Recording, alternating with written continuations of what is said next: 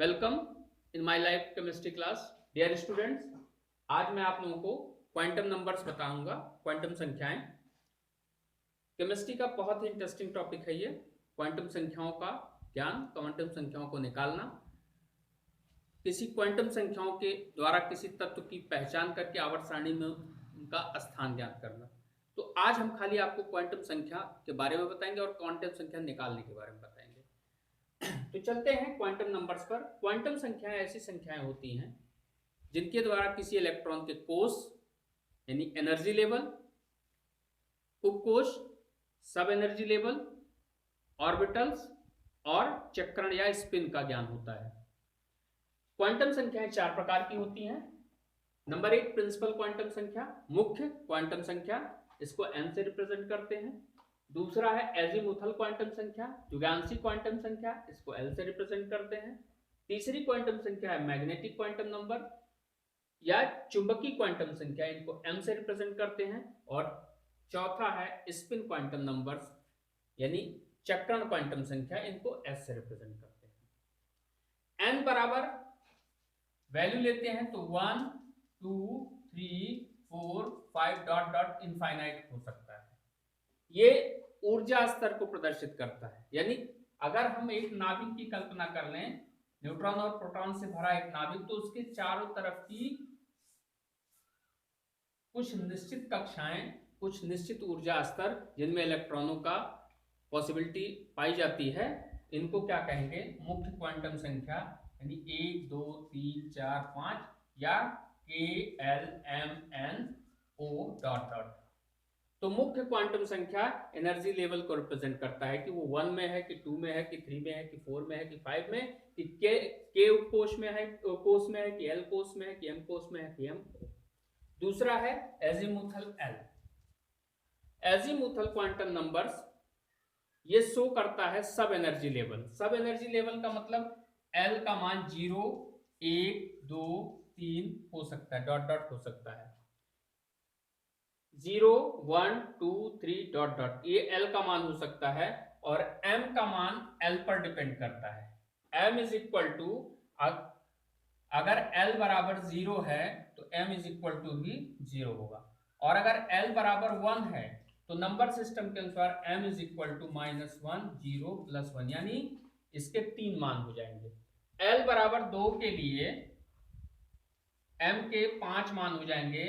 M बराबर हो जाएगा -2 -1 0 +1 और +2। और L बराबर 3 के लिए मान हो जाएंगे M बराबर -3 -2 -1 0 +1 +2 और +3। इस तरह से N L M के मान हम निर्धारित करते हैं। अब बात आती है S की, चक्रण की। तो हमेशा किसी भी ऑर्बिटल में इलेक्ट्रॉनों का जो वितरण होता है वो इस प्रकार होता है कि एक क्लॉकवाइज और दूसरा एंटी क्लॉकवाइज होता है। तो जब इलेक्ट्रॉन ऊपर की तरफ दिशा होती है यानी क्लॉकवाइज होती है तो S की वैल्यू यानी चक्रण क्वांटम संख्या की वैल्यू -12 लिखी जाती है, और जब इसकी दिशा नीचे होती है तब S इज इक्वल टू क्या होता है, सॉरी +12, और ये -12 होता है। इस तरह से हम क्वांटम संख्या का निर्धारण करते हैं। अब चलते हैं हम किसी, मान लेते हैं क्लोरीन 17, इसका कॉन्फ़िगरेशन करते हैं और कॉन्फ़िगरेशन करके अंतिम इलेक्ट्रॉन की चारों क्वांटम संख्या निकालते हैं। तो 1s 2 2s 2 2p 6 3s 2 3p 5, यानी अंतिम इलेक्ट्रॉन 17वां इलेक्ट्रॉन कहां है?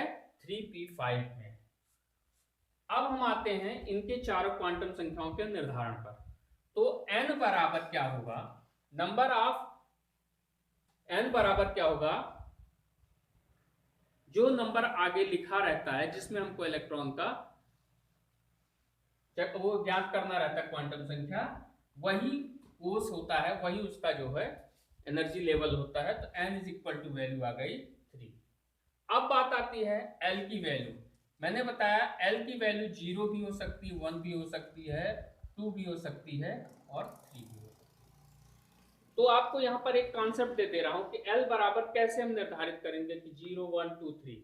तो अगर S दिया हुआ है तो L बराबर 0, अगर P दिया हुआ है तो L बराबर 1, अगर D दिया हुआ है तो L बराबर 2, और अगर F दिया हुआ है तो L बराबर 3। तो यहां पर है क्या, P है, तो N बराबर क्या आ गया, हमने 3 लिख दिया, N बराबर मैंने यहाँ पे 3 कर दिया, और L बराबर क्या निकाल लिया, चूंकि P है इसलिए क्या हो जाएगा 1 हो जाएगा। और M का मान डिपेंड करता है किस पे, L पे, तो M का मान भी क्या हो जाएगा -1, 0 + 1। अब इसको हमने क्या किया, 3 वैल्यू ले लिया M को और इस तरह से 3 बना दिया। अब कितने इलेक्ट्रॉन है, हाउ मेनी इलेक्ट्रॉन, 5 इलेक्ट्रॉन है। 5 इलेक्ट्रॉन को हम यहाँ पर वितरित करेंगे, तो पहला क्लॉकवाइज होगा, क्लॉकवाइज क्लॉकवाइज, 3 इलेक्ट्रॉन क्लॉकवाइज हो गए, फिर एंटी क्लॉक एंटी क्लॉक, यानी कुल मिलाकर के 5 इलेक्ट्रॉन हो गए। अंतिम इलेक्ट्रॉन कहां भरा गया, 1 2 3 4 5, ये है अंतिम इलेक्ट्रॉन। तो अंतिम इलेक्ट्रॉन 0 में भरा गया, तो n बराबर 3, L बराबर 1, और m के 3 मान संभावित थे, लेकिन एक्चुअल मान m बराबर क्या आ गया 0, और s बराबर क्या हो जाएगा, दिशा किधर की तरफ है, नीचे की तरफ, इसलिए -12। इस तरह से मैंने क्लोरीन का आपको निकाल दिया। अब हम फास्फोरस 15 का ले लेते हैं।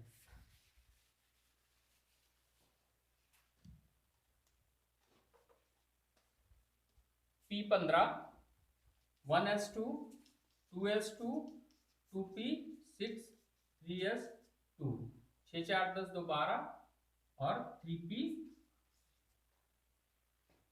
इस तरह से हमको मिल जाता है।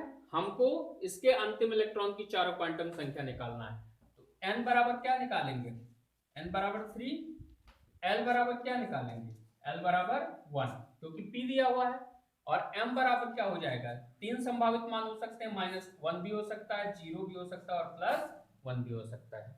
अब बात आती है कि 3 मान के हमने 3 बॉक्स बना दिए, 3 ऑर्बिटल जिसमें इलेक्ट्रॉन भरे जाएंगे। अब 3 ऑर्बिटल में अब मैंने बताया कितने इलेक्ट्रॉन है, 3, तो पहले की दिशा क्लॉकवाइज, दूसरे की दिशा क्लॉकवाइज, तीसरे की दिशा क्लॉकवाइज, तो अंतिम इलेक्ट्रॉन किस में भरा गया, यानी +1। m का एक्चुअल मान क्या हो जाएगा, +1, और दिशा ऊपर की तरफ है, तो s = +12। इस तरह से हम n, m, l और s का मान निकाल सकते हैं। वीडियो पसंद आए तो लाइक करिए, कमेंट करिए और शेयर करिए।